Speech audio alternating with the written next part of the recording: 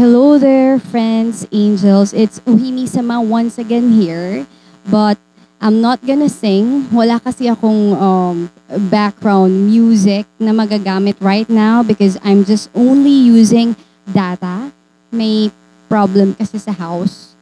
I'm always being truthful, transparent, and totoo naman talaga akong kaibigan.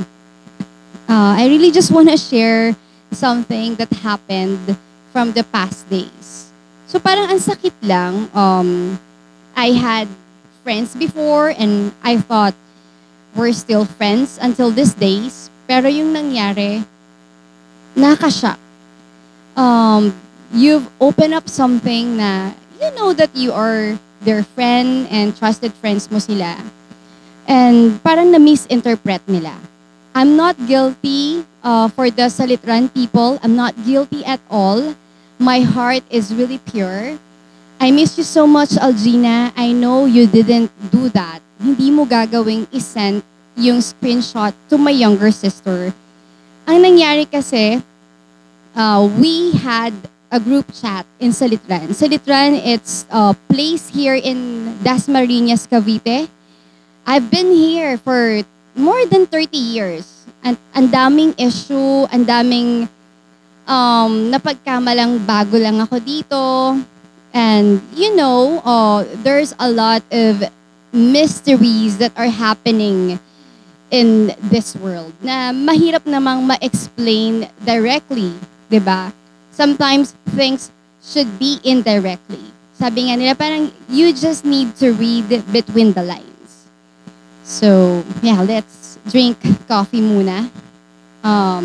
I am still trying to organize my thoughts. Pero, I miss you so much, Algina. And nagkaroon kami ng gap ng younger sister ko, si Mako. So, wherever you are, alam ko, it's a natural thing for us na magkaroon tayo ng misunderstanding. Hindi ko nga alam kung magiging vlogger ako pero I really just wanna try this one. And I wanna reach out to the fake and good friends that I have. And I hope I still have good friends until these days.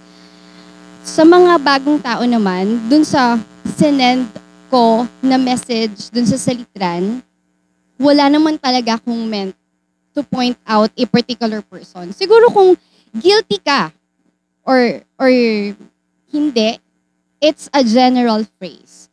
Siguro nagalit nung sinabi ko na there are so many ugly people and having ugly character. But I didn't mean na sila yun. I am not pointing out na sila yun dun sa Salitran group. Inopen up ko lang yung issue. And alam mo kung you're my friend, you don't have to relay some private, things that happen between us or bakit mo kailangan gawin akong bata dun sa younger sister ko. You are belittling me as a person, as an individual, as a one mature entity na pwede mo naman akong kausapin eh. Nagkaroon kami ng gap ni Mako, it's because sabi ko, Mako, siguro I said something na napikon ako kasi as my younger sister, my half-siblings, in blood related talaga kami. Dapat pinagtanggol niya ako, diba? Parang, dapat, she shouldn't give me that kind of reaction na, uy, nakakahiya naman ate itong ginawa mo. Hindi ganun eh. We're family, I am mature. Masyado siyang perfectionist. At hindi niya alam yung pinagmula ng issue. At yung, if you can just see it on a hologram way, yung talagang, if you will observe the situation, may gusto nang i-point out kung sino man yung sa Salitran group na yan. Kung sino ka man na fake sa akin, I hope you will feel guilty. Sana't sinabi mo sa akin ng diretso, I am not a kid. I'm already 44 and will turn 45 this coming October. Yung sama lang ng loob, hindi na tuloy ako nakainom ng coffee. I am a coffee lover and I am drinking latte right now. So nagkaroon kami ng gulo sa family. It's because of that thing na may sinend daw ako. Ang daming issue and about sa mga things na pa-combo-combo. Kung hindi mo masabi sa akin ng diretso yan. You shouldn't do that na isend pa sa family member ko kasi you are belittling. Again, you are belittling my ability to stand as a mature person. 'Di ba? At anong purpose mo para sirain yung buong family ko at gusto mong ma-smash ako ng buong family ko, no? Yun ang gusto mo kung sino ka man na guilty. So let me sip my cup of coffee for this afternoon. It's just 4:06 in the afternoon here in the Philippines. So I'm talking in Taglish right now, though I'm very hurt because I'm bombed these days. I'm resting. Ang dami kong mga issue sa life and issue sa career ko that until now, I am a bummer on and off yung work ko in call center and then they will tell you na, alam mo yun, parang you have a bad accent and pronunciation. So all in all, nag-overlapping yung lahat ng problema. And thank you so much, Ellie, one of my friends here in this village, because he's always there. Ayan, another issue yan. So si Ellie, friend ko lang talaga yan. As in, buddy-buddy ko these days. Thank you so much. Jessie, so neighbor dyan, so gusto ko, i-treat nila ako ng mature person. So hindi naman porket wala kang money, right now, kasi wala akong work, it doesn't mean na wala kang work, hindi ka na matured na tao, titignan. So that is unfair in my part. So, I'm not gonna say sorry dun sa Salitran people kasi ganun kami nila Algina eh. We've been friends ever since. Siguro grade 5 pa lang. If you remember, Algina, grade 5 elementary, I transferred from Manila, going here in Cavite, pero ang tagal na namin sa Cavite. It's more than 30 years kasi yung great-grandfather ko originally bought a house. My grandparents had a house there, dun sa kabilang street. Hindi ko nga alam kung okay pa yung Amilyar. But anyways, yun yung reason. So, actually, come and go kami dito sa Cavite. And I've met a lot of Caviteño and Caviteña. And ewan ko, just recently, nitong mga past years, just 5 years, 10 years ago, nagbago yung Cavite eh. And it was really a long story. I miss my friends so much. Ayoko lang ng hindi ako tinatratong adult. I know may maturity nung time natin, hindi pantay, but I didn't harm you guys. Wala akong kinoment na masama. Wala akong ginudge sa inyo. That was my purely maturity. Pero inosente pa ako those days nung teenager tayo. Ngayon, namulat na ako, as in, I'm fully awakened on different angles of life. Wala, ganun pa rin ako. I am still the old friend that you had.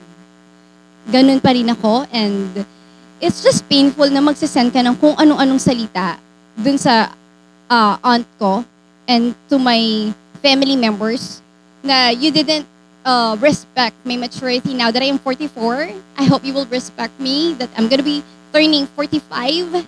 It's just really painful na mapagkaisahan kasi sa family. And some people I know here in Cavite, they will just smash me down. They will just try to control me. I'm already 44. Nasa tamang edad ako. I can decide on my own. A lot of people will judge me. It's not my fault. Talagang reality bites. When you say reality bites, may mga bagay na hindi mo sinasadya eh. Like, I am not really judgmental, even on someone's intelligence. And I hope you guys are the same as well. Hindi mo naman kasi masusukat yung talino sa pag-work and yung maturity sa pag-work. At yung money, hindi mo mababasing maturity ng isang tao. It's because may pera or wala. Pero of course, nagiging immature ang lahat ng tao kung walang money, right? Nagbababa yung maturity level mo if you are, thinking of money, if you're lacking of money, syempre parang pumapasok dyan yung mga different kinds of bad emotions and negative energies sa'yo. And for you nga, kung sino ka mang nagpadala ng pangit na message, wag mo na lang padala dun sa family ko kasi I thought you're my friend. Hindi man ako bata. At kung gusto kong kumombo, wala kang pakialam sa pag-combo ko. Kasi I also respect the combo of my other friends. Sa mga friends ko naman, wag naman sanang, alam mo, gumawa ng issue na hindi mo kaya akong napanindigan. I mean, you did something from the start eh. I miss you so much, Mitch. I miss you so much. I miss you so much. And I hope you're okay. Even Mark and my other friends as well. I miss you all, guys. I don't know what did you do, but you know, the friendship is still here with me. Ayoko lang nung ititreat mo akong bata. Ititreat niyo akong bata and then you're doing something. And then you will relay message or another issue dun pa sa family member ko. Kasi alam ko yun eh, may mga motive eh. Kaya nga, I'm opening your eyes, guys, angels, having a relationship with people, even as friends or more than friends, sometimes you have to think twice. Sometimes people are good, sometimes people are bad, but of course, we all know that the nature of people, it's their own decision. We all have our own free will, right? It's either you're good or bad. Nasa sa'yo yan eh. Ang akin lang, dun sa nag-screenshot, dun sa salitran, hindi mo dapat ginawa yun eh. Kasi ginawa mo kung bata. And kasi kami ni Algina, we've been friends. We've been friends ever since. Hindi magbabago yung relationship namin. Siguro, ikaw, hindi ka marunong kumaibigan. Kasi kami, marunong kaming kumaibigan. Kasi ganun kami. Ganun kami mag-usap ng bata and hindi kami magbabago hanggang pagtanda namin. So, kung nakita, Algina, no, may vow ka sa akin, ganito. And you'll kill for me, right? Ganun kami. Totoo kasi yung friendship namin. Pero for Algina, syempre may mga growing up angle din tayo sa buhay. It doesn't mean na I'm not gonna stay with you forever, na hindi na kita friend. It's just that I just need to do something for myself, and you shouldn't stop the people or people's growth or someone's growth just for you to be happy. You also need to respect other people's happiness, right? So you must not judge your friend. And kay Mako, I hope you humbled yourself as well. Kasi parang minsan, parang nadadown ako eh. Parang you're getting my friends. Parang ako yung 40 plus and then you're getting my friends or hindi mo man lang ako pinagtanggol sa angle na yon. So I hope for the Salitran people, not in general, but I'm gonna tell this message in general na I hope you will feel guilty. I am not a perfect friend. Algin and I, we've been friends. Comp Jen, we've been friends for so long since elementary. So si Con, si Algin, Marisa May, Jerlyn, Ever, and Noraline. But may gap kami ni Noraline. And I think I'm gonna give a message siguro sa susunod na. Pero ngayon, it's all about sa Letran and dun sa Zion. Wala, in-open up ko lang kasi yung Zion kasi it means to kill. But I am not really pointing out someone na particular. Kasi Zion, it's a general name eh. Makikita mo yan sa Google, makikita mo sa dictionary, makikita mo kung saan maririnig mo sa Israel, right? I'm not sure if Zion is in Israel. If my memory serves me correctly. So Zion means to kill. So sabi ko lang, mas may binanggit lang ako, but it's a private message between us. Because we're friends. Ngayon, kung na-misinterpret mo, siguro kung ikaw si Zion, probably, na-guilty ka. And then gumawa ka ng issue, you sent the screenshot to Mako, to my younger sister, para mag-clash kami at mapagtulungan ako ng family ko and to have a bad image, I hope you will feel guilty. But again, I'm a true friend of my friends. Wala talaga akong guilty and I just need to explain things na hindi ka kasi kita makita kung sino yung nag-screenshot na yun. I hope you will feel guilty, but 100%, it will never be Algina. Thank you so much.